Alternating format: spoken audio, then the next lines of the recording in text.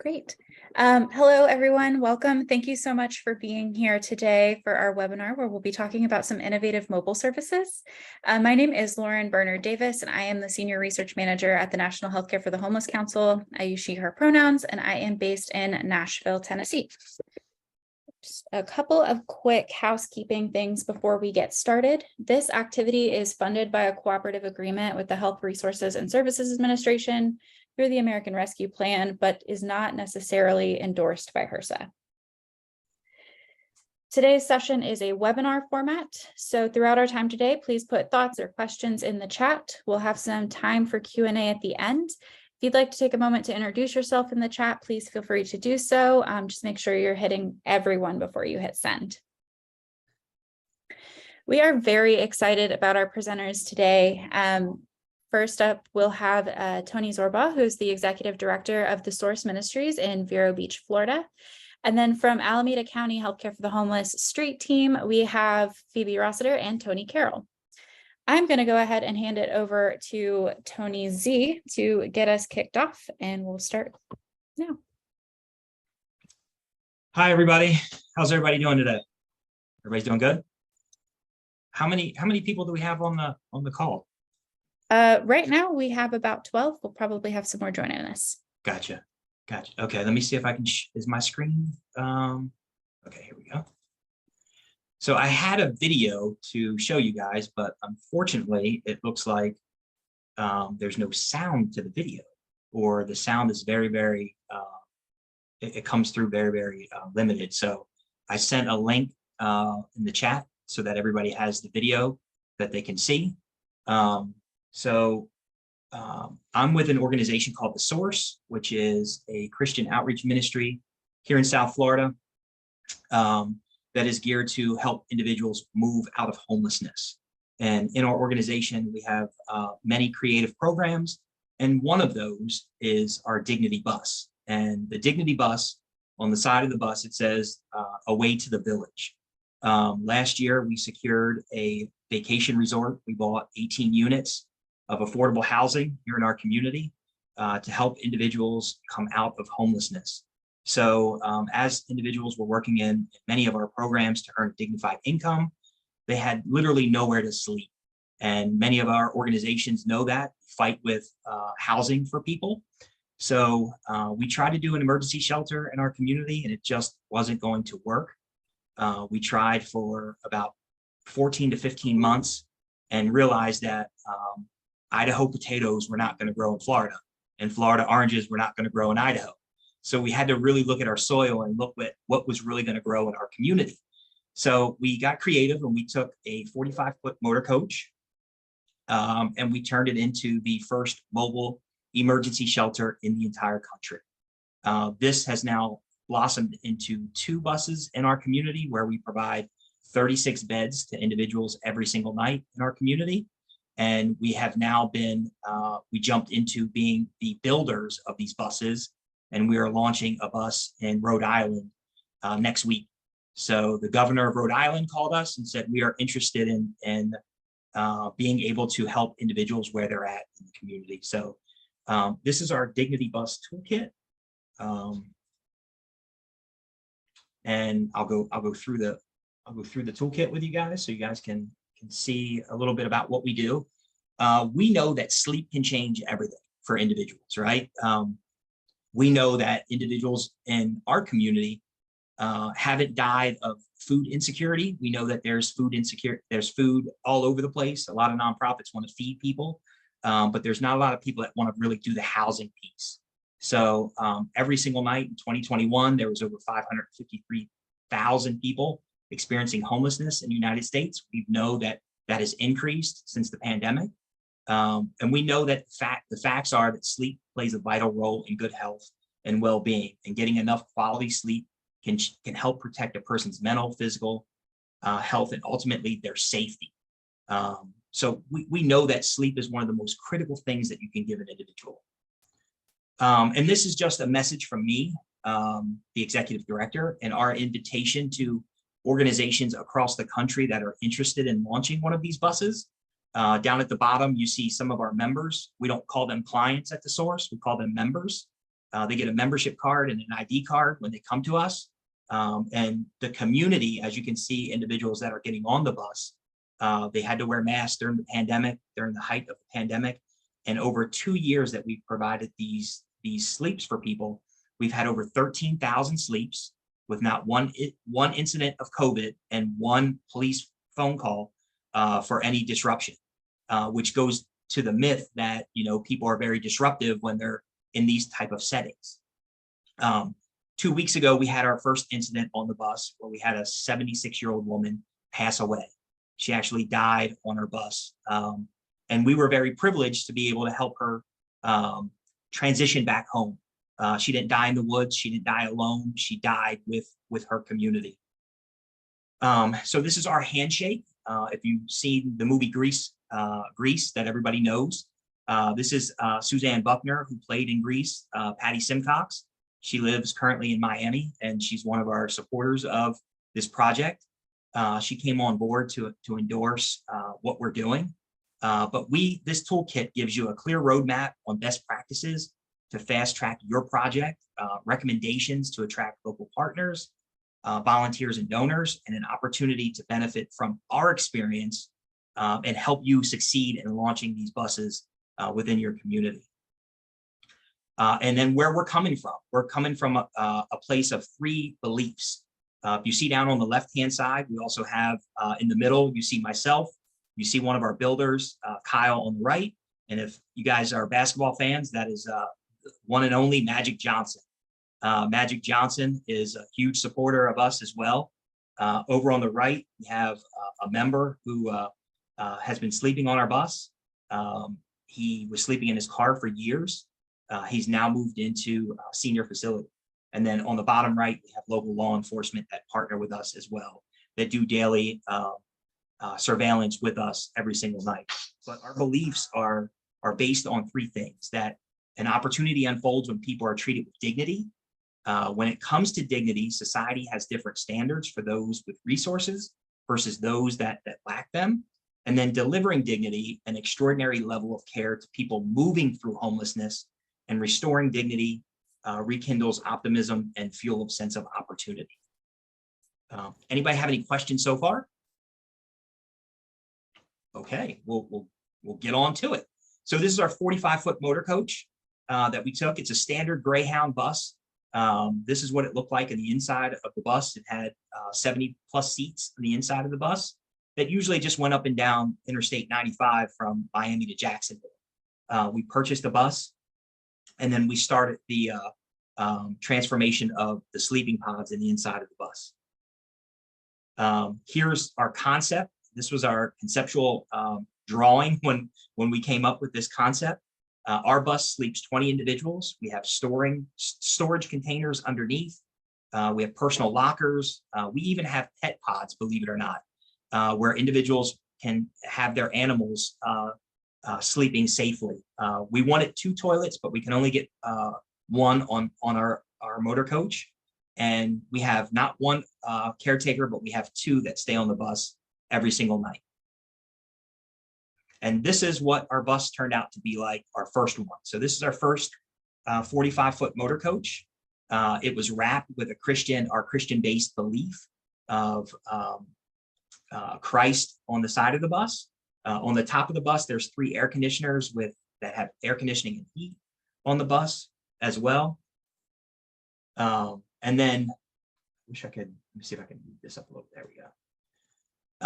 Understanding how individuals live their daily life. We ask all of our members their routine. What does their average day look like? Where do they sleep at? Where do they eat? Their personal hygiene. We try to figure out as much as we possibly can from our members and our population on how to help them through the process.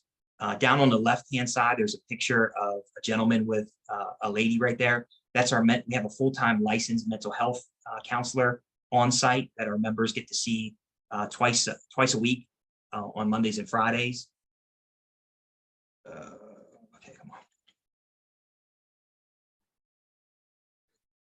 on. Uh-oh. So here's our passenger schedule.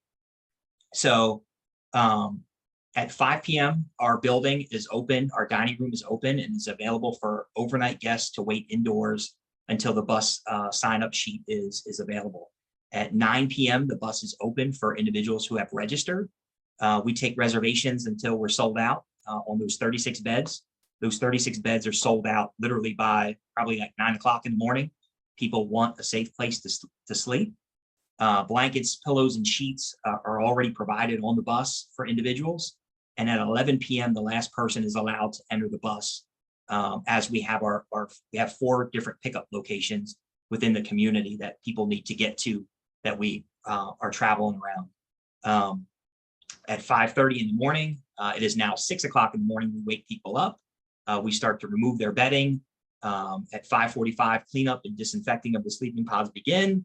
And at 7 a.m., laundry starts for turning the bus over every single day. So we use our members to do the laundry every single day. We use them to do the cleaning, the disinfecting, and it looks like it did when we first started the bus 2 years ago. Overnight shelter guidelines. Those on the bus must plan to arrive by 9 p.m. The Dignity bus is a first come, first served basis. Those wanting to stay on the bus, they have to inform and make a reservation. Let's see here. Alcohol, drugs, paraphernalia, and food are not permitted on or near the bus.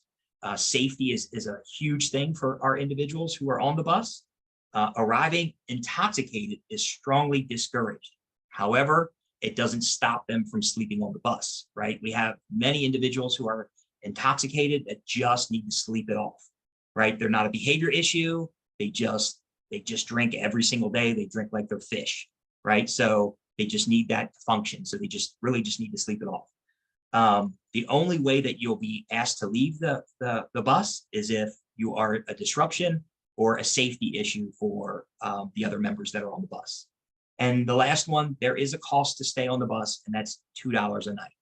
We believe that each and every person has to have a buy-in in this process, right? If you continue to provide things free to individuals, they tend to not move out of their situation that they're in, right? So the $2 a night really doesn't offset a lot of the cost for the bus. But at the end of the year, our members contribute $15,000 of the $100,000 of operating, which is 15% of the operating budget, which is huge for us.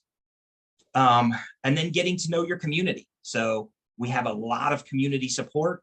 You'll see the pictures down on the bottom left.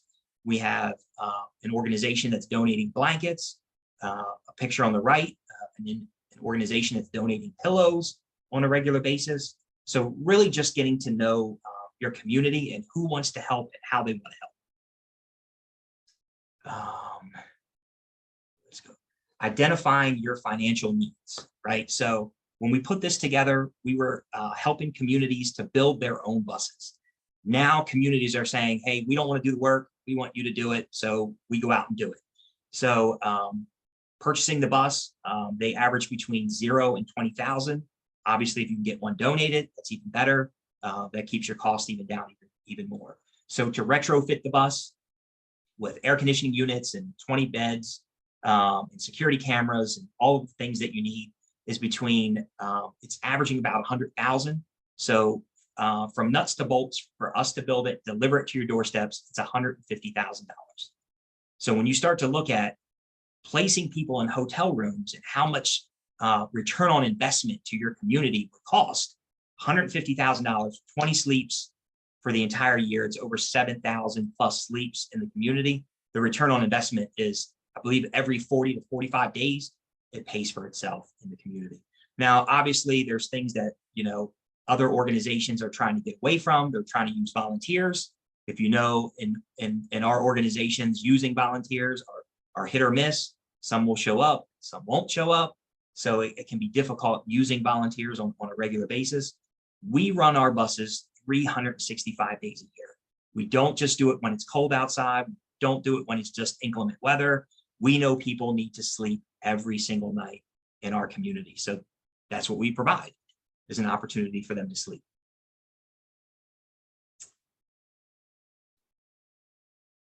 Sorry, my computer is, okay, here we go. coordinating your business plan. So we help you with that as well. You know, you're going to have to find a funder that's going to help you with funding this project. We have fiscal planners that help us with that. We have maintenance manager. We have representatives on our board of directors that have been in this space for years.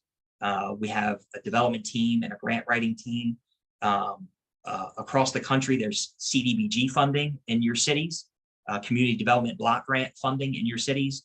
One of our buses in our cities, they pay for 50% of the operating costs of that every year, just from that one grant within the community.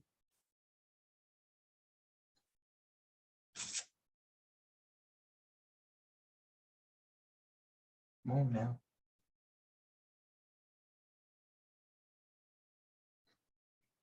And then really knowing your needs. So here's the biggest one, city and county permit regulations, right? When we started this bus, every single county official and law enforcement officer came out and they had no clue what to do and how to regulate this bus, right? So it got turned in from a commercial recreation vehicle to an RV.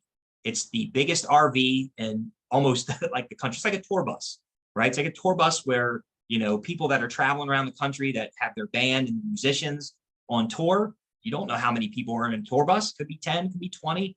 Our bus literally meets all building and code regulations, but they really couldn't tell us who or how we could house individuals. The only thing that they could tell us is where we could park it. So we actually got creative and we park it where truckers park up and down the interstate. So truckers have to get off the interstate, they have to go for fuel, they have to get food, they have to get showers, they have to do all of those things.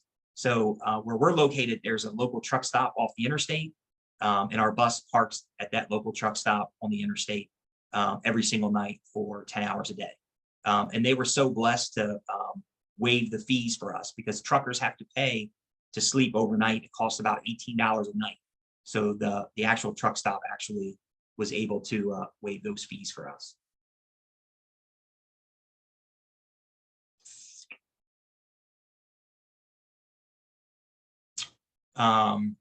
Here's another big thing is bus drivers' licenses.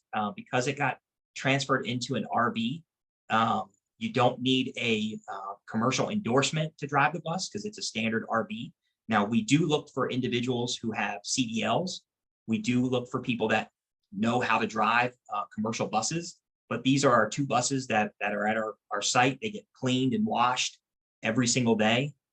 We do have a daytime facility during the day that's down here on the bottom that has our laundry facilities, has a place where all of our members can go for meals and showers and laundry and programs to help move them out of homelessness. That happens here at our service center. And then as you start to get all this stuff together, it's time to really put it out in the community and get it started. So we operate several washing machines and dryers throughout our campus every single day. We use our members to pay them. There's a gentleman on the bottom who was homeless for several years, who came out of homelessness, that moved from the bus into our village, who is now being able to live affordably in our community. But he comes back and he runs the laundry program of that piece. So we're using a lot of our resources to help individuals come out of homelessness. And then we do a ton of social media, website stuff. We write a ton of grants. We have brochures and media stuff. We hold public events for our community to come out and support what we're doing. This is myself at a ribbon cutting ceremony in a different city. If you notice the top picture on the right, on our second bus, there's a different picture of Jesus, right? And it's a different color, it's a different picture, because in scripture, it says that we're all created in his image, right? So if I only have one image, that doesn't include everybody. So all of our buses, our images change on all of our buses because we're inclusive. We want every single person to understand what we're doing and that everybody is welcome in this process. And here's our second bus. So our second bus turned into a 40-foot motor coach instead of a 45-foot motor coach.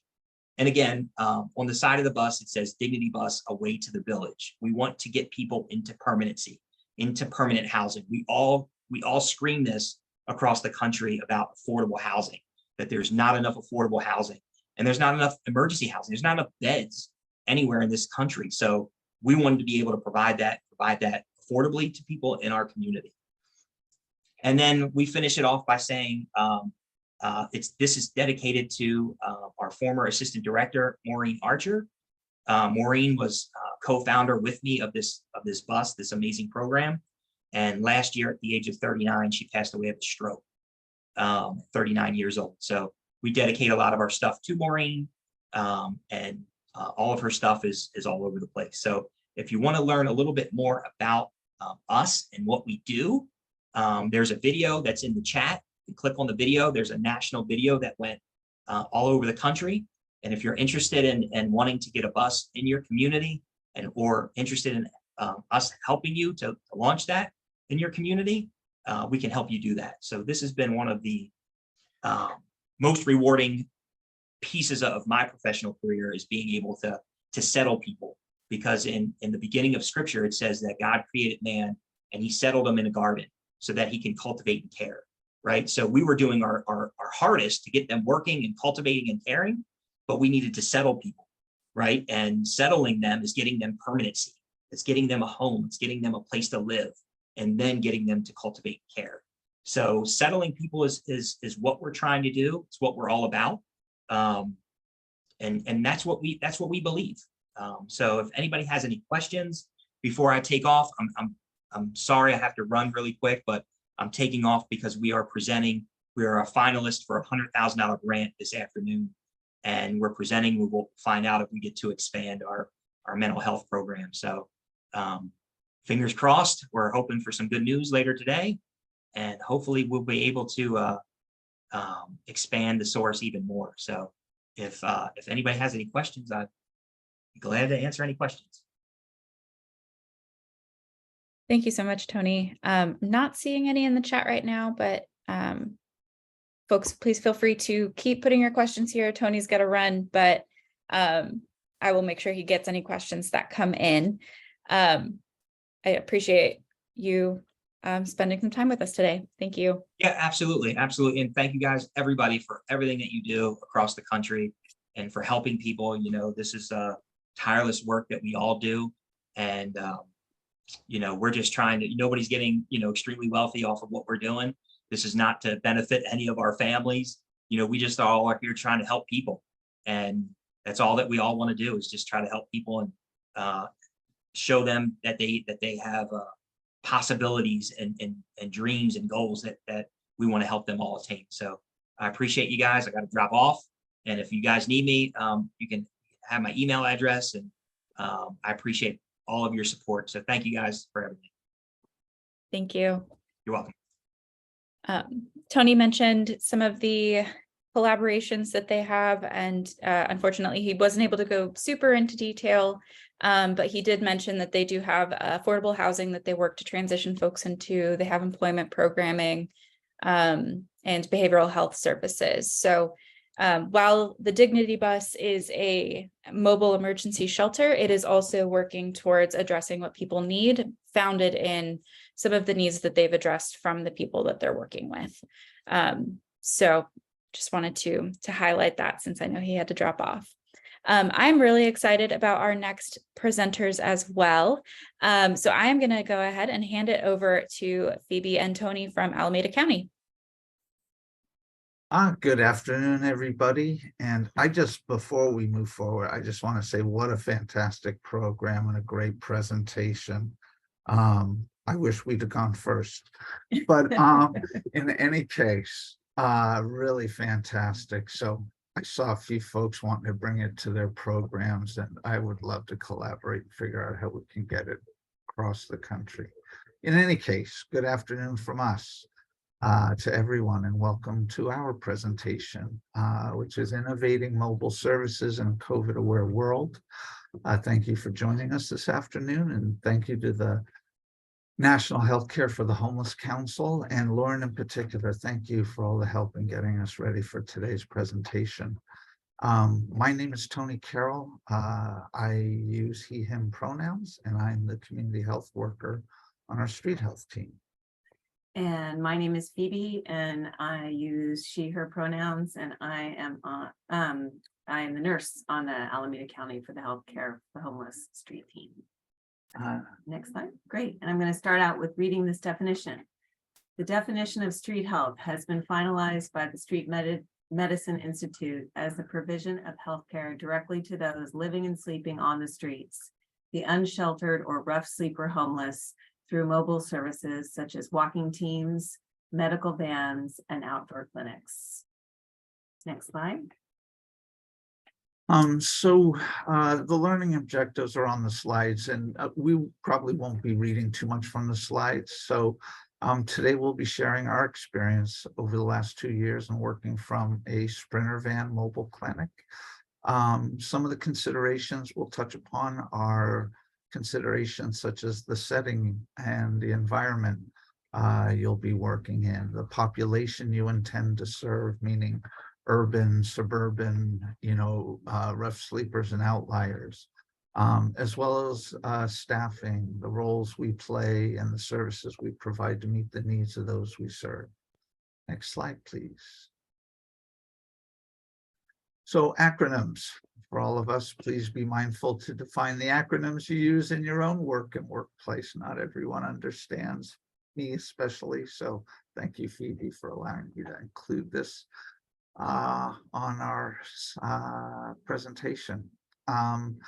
We believe we've captured all the acronyms. If we haven't, please shoot us a chat and we're happy to find them. Phoebe is now going to briefly explain how our program evolved and its staffing. Thanks, Tony. So in 2015, Alameda County Healthcare for the Homeless started street medicine services with 2 contractors, each taking a portion of the county.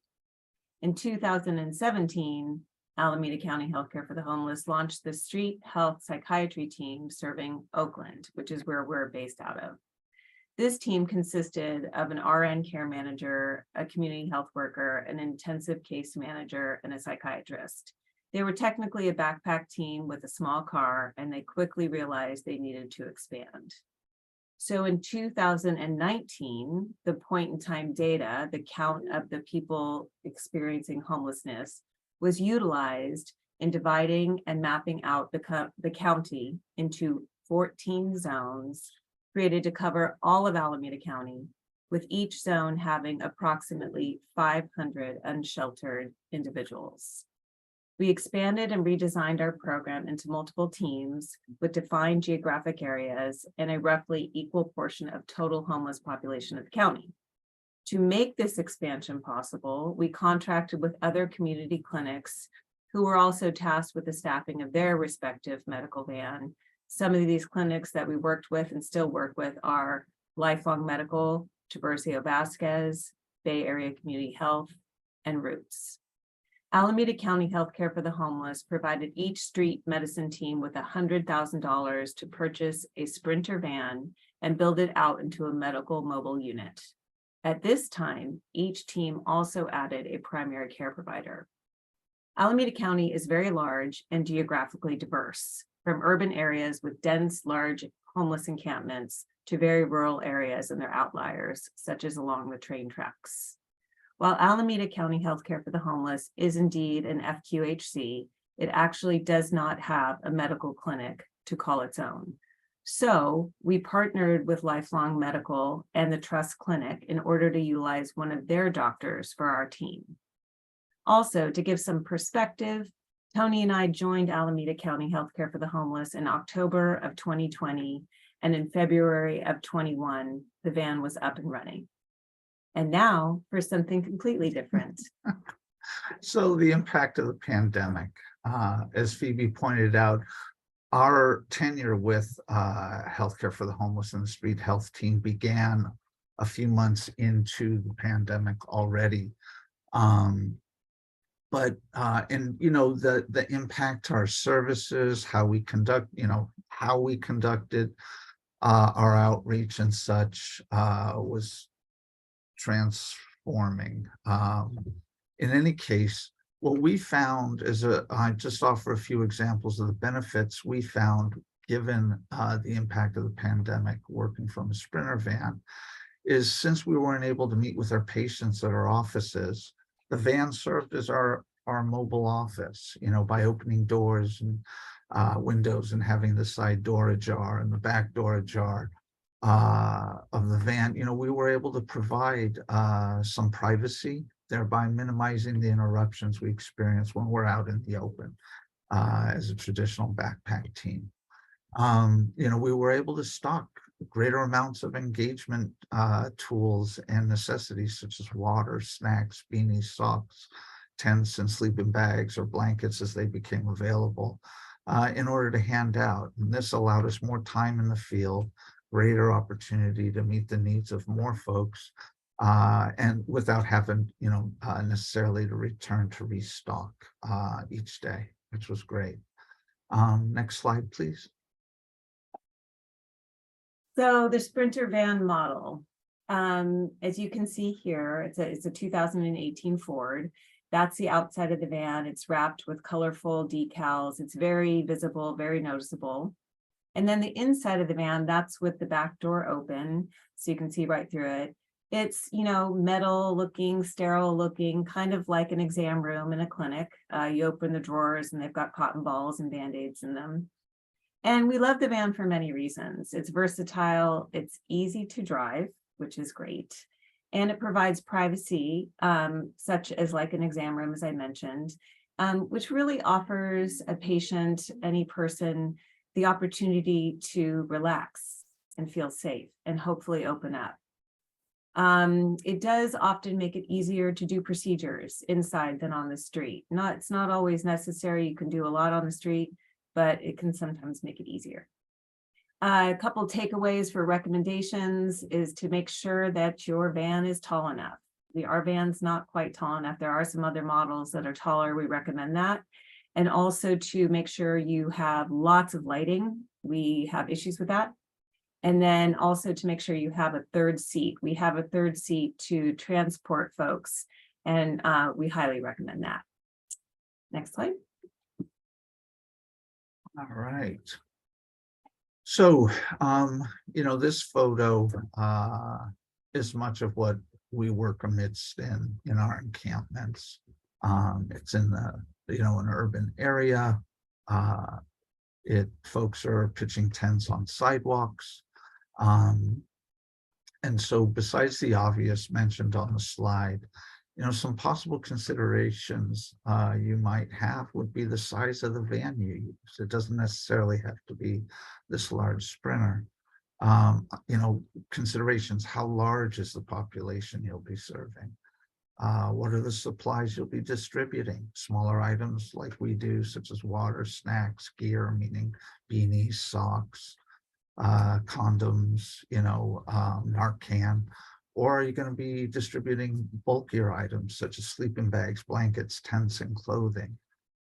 So one consideration to have: will you need to construct an additional room, such as with an awning and privacy walls? We have a kit where we can do that.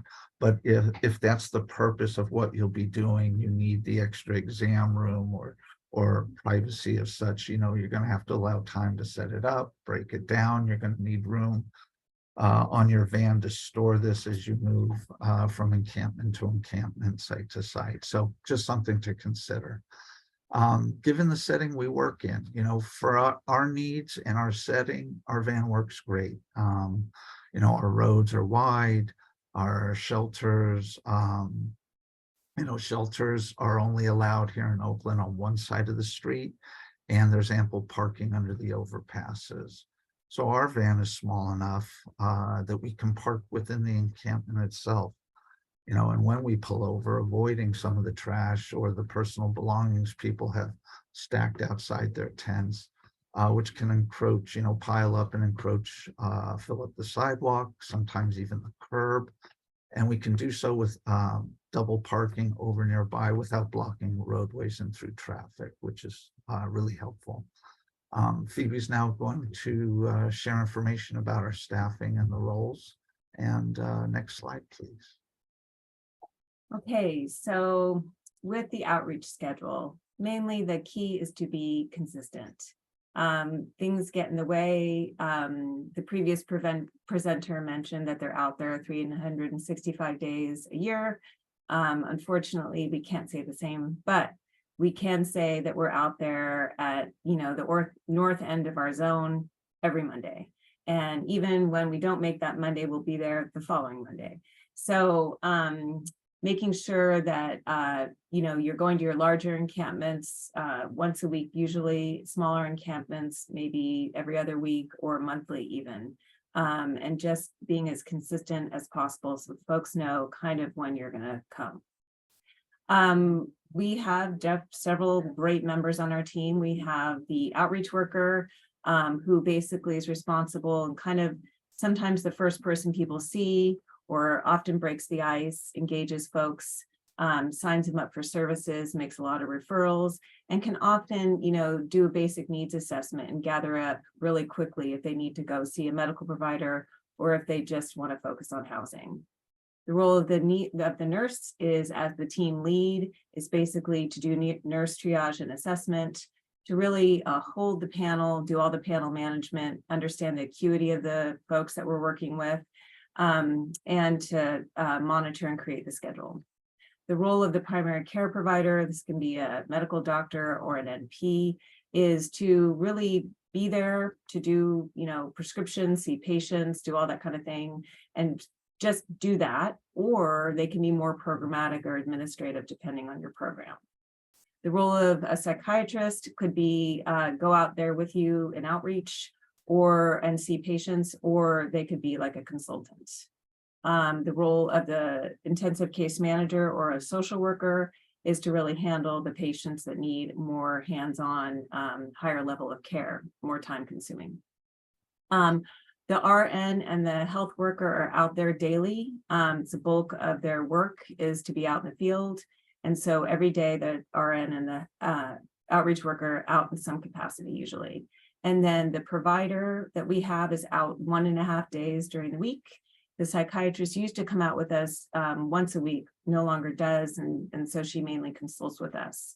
And then the social worker or intensive case manager is out there kind of on an as needed basis.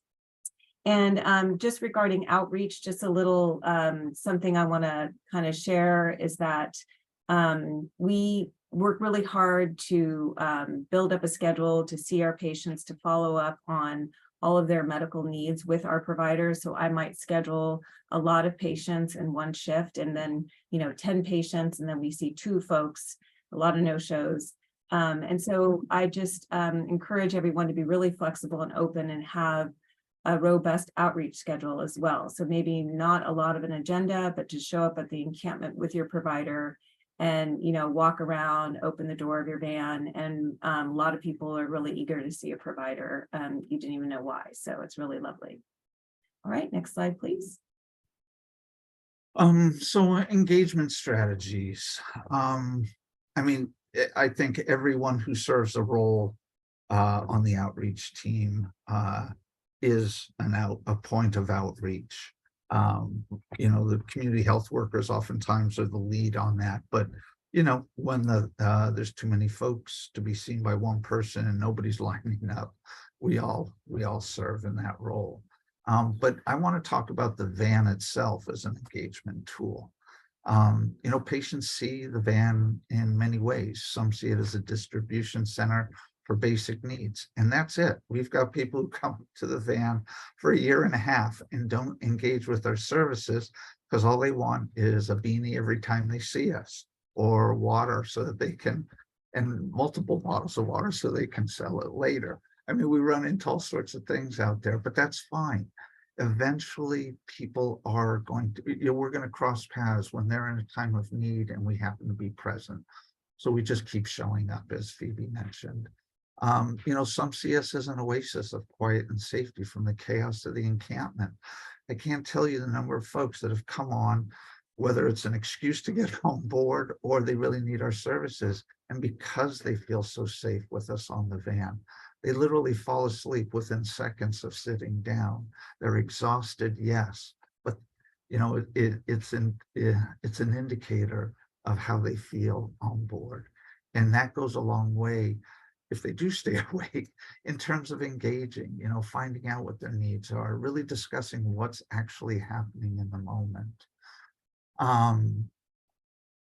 It serves as a medical clinic. People with injuries in need of triage or supplies will come to the van and see us as a mobile clinic, discussing, chronic health issues, just like they would their primary care physician at a clinic or hospital.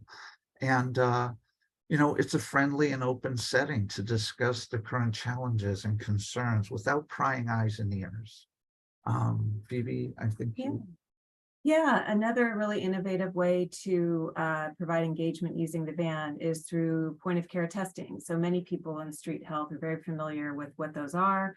They're everything from HIV, hepatitis C testing to checking if somebody has diabetes, to point of care ultrasound. So with these tools, we can on the van serve, I'd say, a big group of people. And in some cases, we can rule out if somebody has an infection or a blood clot. And so lots of things we can do to serve our community through healthcare, through primary care. And I did want to make one note that there's a lot of, that it's important to kind of decide, I guess, through the team and through the provider, if your approach is more urgent care, chronic care, primary care. And so all of those come up. And I'd say we do all of the above, but I think it's worth noting when you're building your team or working with your team. Next slide. Yeah, thank you. So challenges, what they are. We know what they are. The van sometimes helps curtail or minimize some of those, but the challenges we face are the same, just as one would encounter were you part of a backpack street health team or rolling up in a large RV. But because we're so visible, it is easy to get off course. People flag us down when we're en route to our next stop, or the housed community around us sees the van. And all of a sudden they're stepping out and they want to talk to us about the homeless problem in Oakland, or they want to complain about the homeless person who's kind of rooted in their neighborhood, and what do I do? Or sometimes the concern comes out and they just want to talk about and ask us more ways in which they can be of assistance or service to the folks who have found some safety and refuge in their communities. Sometimes we open the door and a lot of people, hit us all at once with competing wants and needs. Or as sometimes when you're out as a backpack team, you are, they see you, you're going to eventually get to them. With us, it's like sometimes people don't know, are they going to take off? I better get them now while I can. And given the pandemic and all and the need for ventilation, we leave the door open, and sometimes when people are coming at us in numbers, it can interrupt some of those more private discussions we were hoping to have, be it on the while on the van. Sometimes it doesn't always happen. Yeah, and I sometimes think the van, as versatile as it is, can sometimes be a barrier for folks in the sense that in their own community, they're seen approaching the van or seeking out services. It kind of outs them. They may feel shy approaching the van.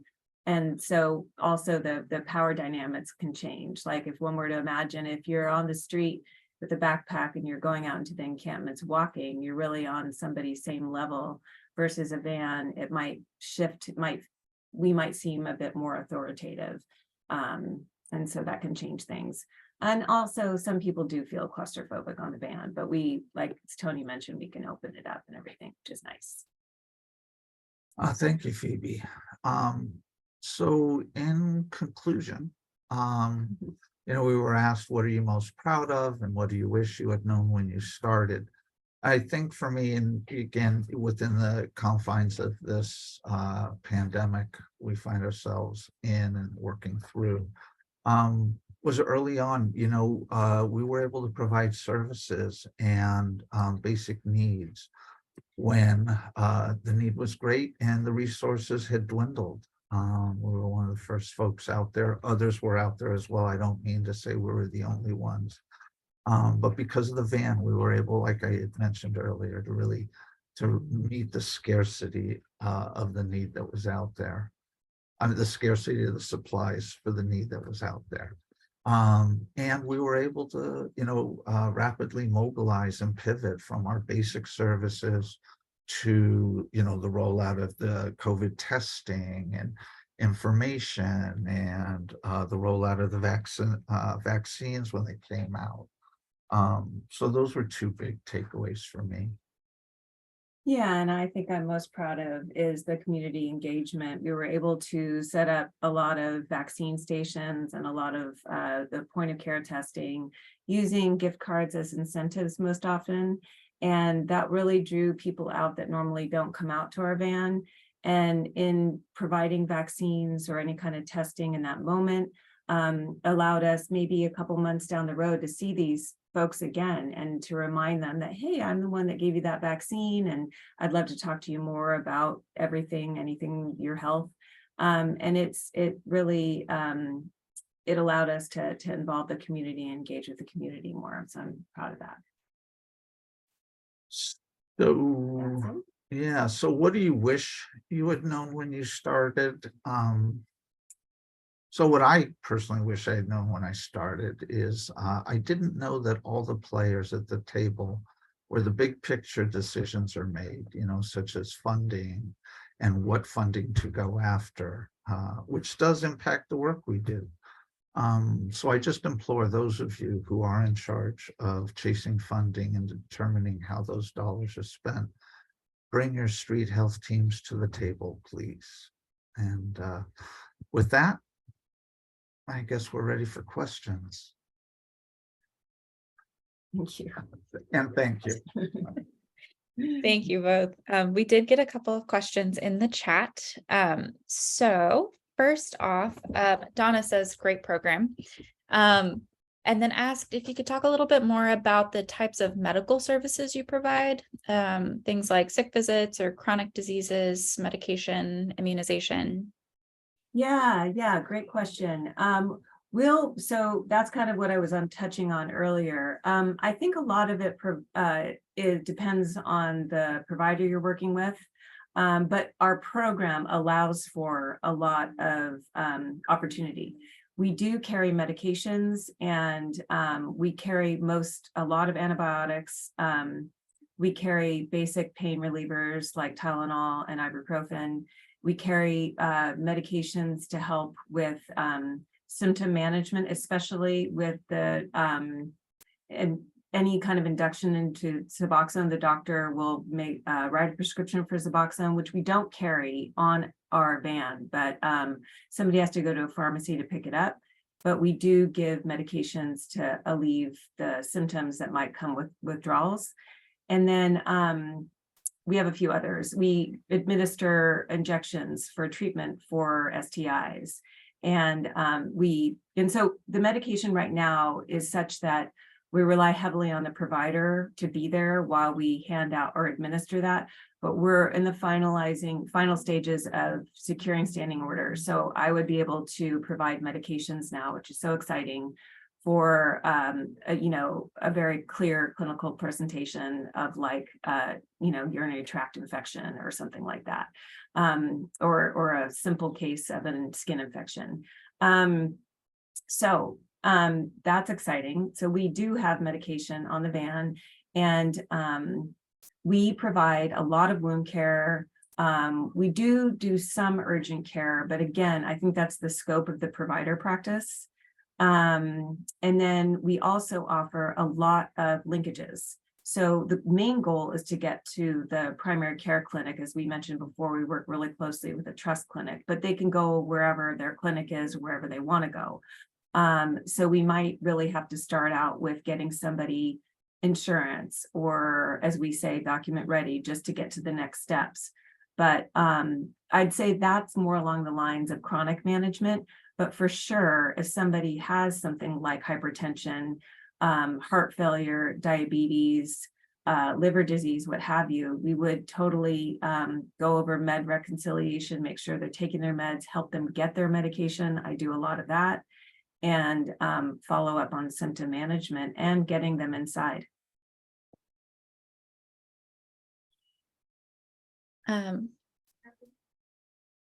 Couple other questions that came in, and this one might have predated both of you, but do you have any insight on overcoming challenges with buy-in, especially around cost for this model? Know that Well, I think that's the higher level I was talking about. We weren't at the table when all these decisions were made and the funding was garnered. So I don't know that we can really speak to that. The gentleman who kind of holds that information is a gentleman named David Motorsbach. If you're interested in wanting more information on that end, I think I'm within my lane to share his contact info. Actually, if you provide yours, I'll pass it along to him as well as your question, and he may be able to address it. We also got some background information just preparing for this. So I'll look through that. If I see anything that may be pertinent to your question, I'll just go ahead and send that over. And I would definitely refer anyone to our website. There is a wealth of information on there. It really goes on into lots of publications and videos and presentations and a lot of education. So know somebody we're reading. Yeah. Somebody knows David. Yay. Yes. Yeah, he's David's been doing great. this for a while. If anybody attends our policy committee meetings for the council, you can also meet David. And I think the other question is also thinking about kind of how you work with decision makers. Are there either outcomes, and this could even be just kind of stories that you would share to show that the return on investment is worth this program to address those challenges? Well, I mean, it depends on what you value, right? If we're talking about people's very lives, then I would say it's worthwhile. It doesn't mean we save every life that can be out there. There are plenty of folks, in spite of our presence, in spite of our, services and such, are living a lifestyle that, costs them their life, or because of barriers or past traumas, working with services or agencies such as ours, we can't prevent that. But if you look at it as well from, and I don't know what the exact numbers are, but I'm imagining there is some impact we have in terms of return visits to the ER. So there may be some numbers to gather there. I personally don't have it, but somebody higher up in the agency may. But the other thing is, if your measure is people's sense of hope and belonging, and that they aren't as marginalized as maybe they've been made to feel or believe themselves to be, that there are good people out there, that there are respites to the daily chaos and trauma of the lives they're living on a daily basis, I would say, regardless of how much we're spending, that's worthwhile. And I want to add that the team I work with is there, and I cannot tell you the value of just somebody being there to hold the space for someone suffering or concern.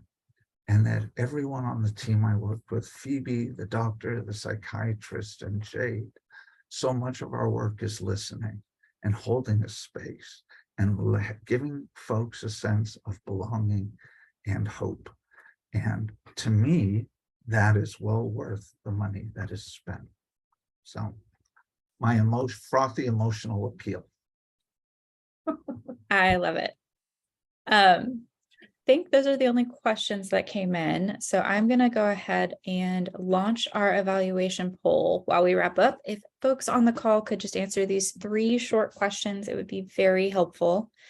And while we're doing that, I just wanted to say thank you again to Phoebe and Tony for their time presenting in our conversations with Phoebe and Tony in preparing for this.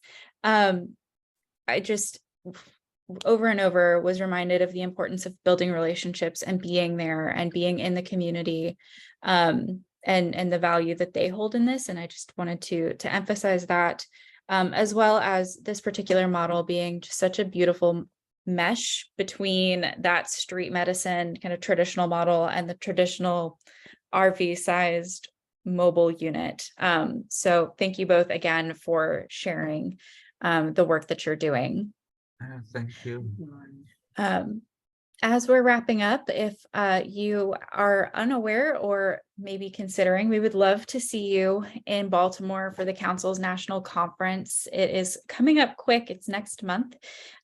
So if you are interested, want to take a look at the agenda, you can visit our website at NHCHC.org and take a look at what that looks like. We'd love to see you there.